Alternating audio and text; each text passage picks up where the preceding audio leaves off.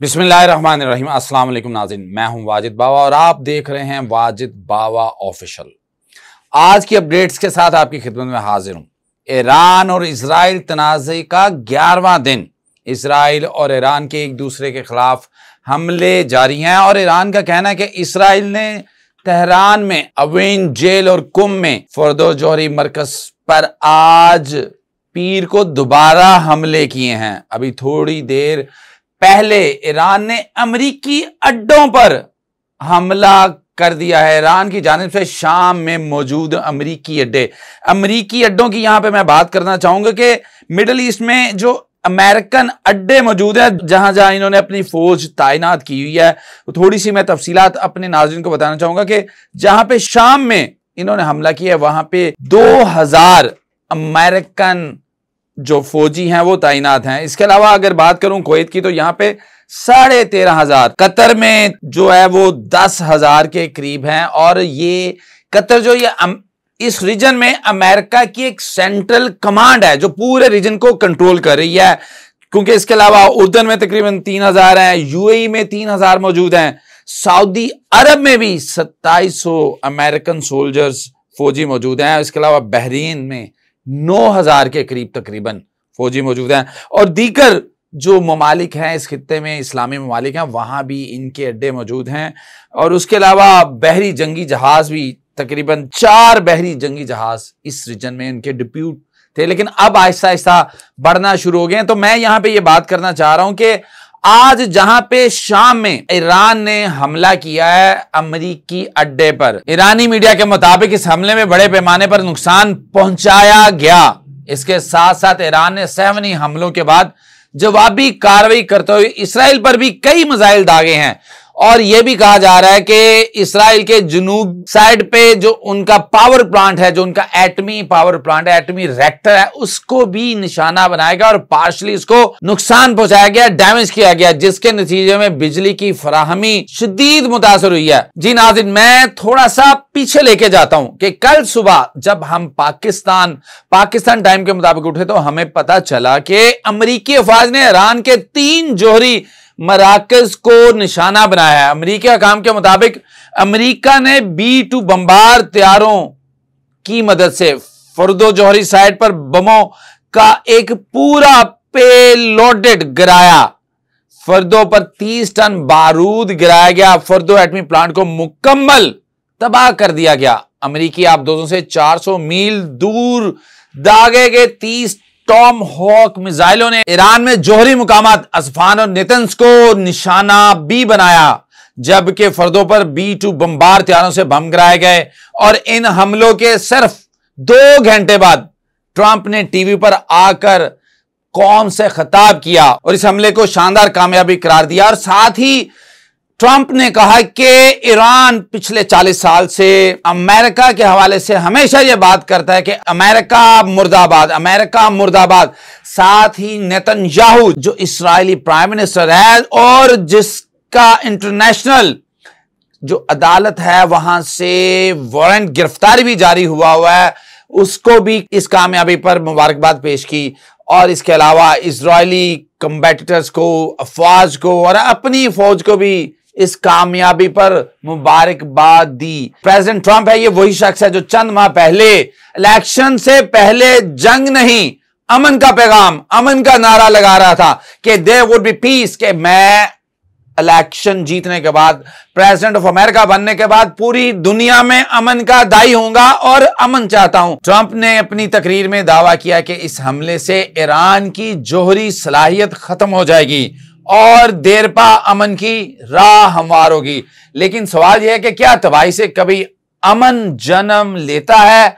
क्या एक पूरी कौम पर बमबारी करके उन्हें अमन का पैगाम दे के कायल किया जा सकता है?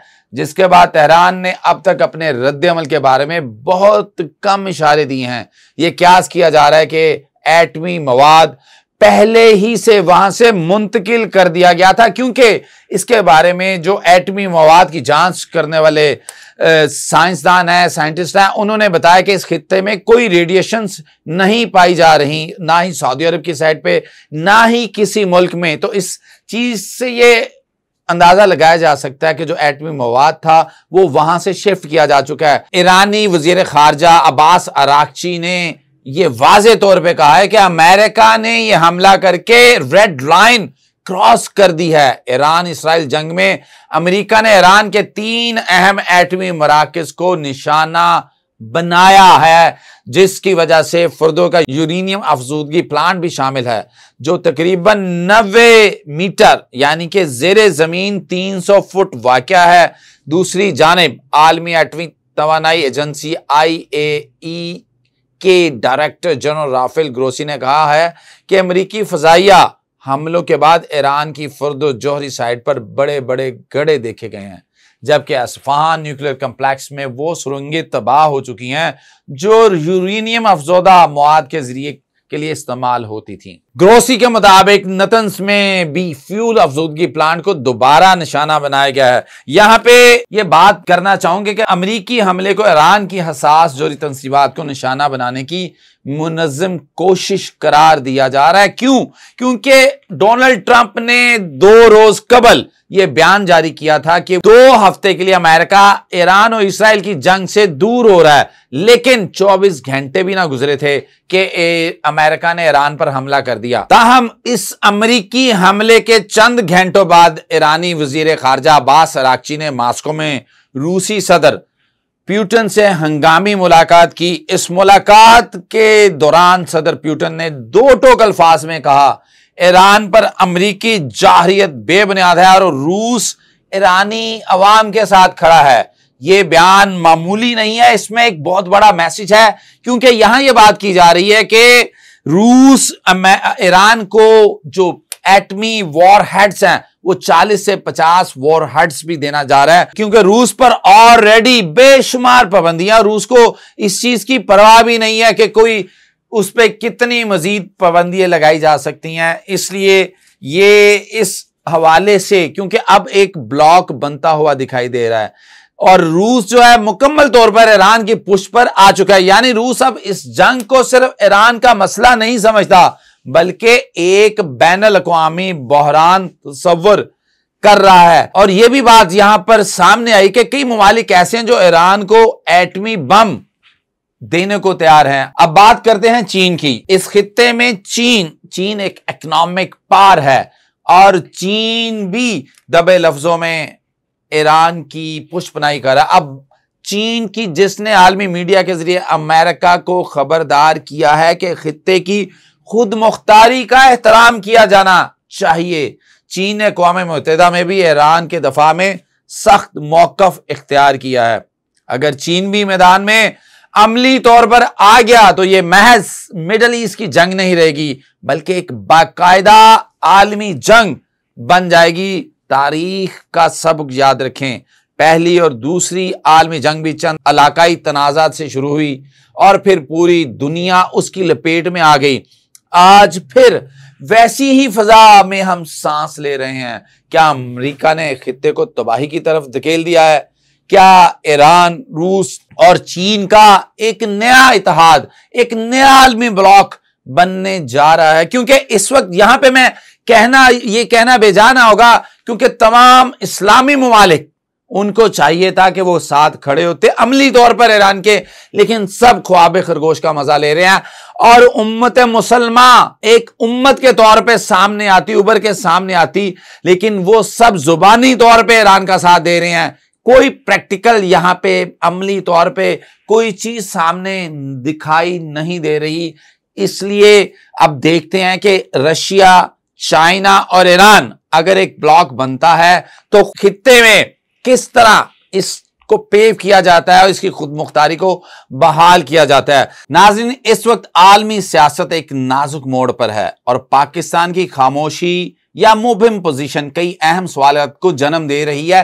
क्योंकि यहां पे मैं एक बात कहना चाहूंगा कि इजराइल की तरफ से एक बात की गई थी कि ईरान और ईरान के बाद पाकिस्तान, अगर ये बात करें, इस बात को सामने रखें तो हम किस चीज का इंतजार करें? क्योंकि आज बिलावल भुट्टो ने भी एक बयान दिया है, वो मैं आपको बाद में सुनाता हूं, लेकिन मैं उससे पहले थोड़ा सा चंद दिन पीछे जाता हूं, जबकि फील्ड मार्शल आसिम मुनीर साहब अमरीकी सदर से जैसे ही मुलाकात करके वापस आए तो ईरान की न्यूक्लियर साइट्स पर हमला कर दिया गया।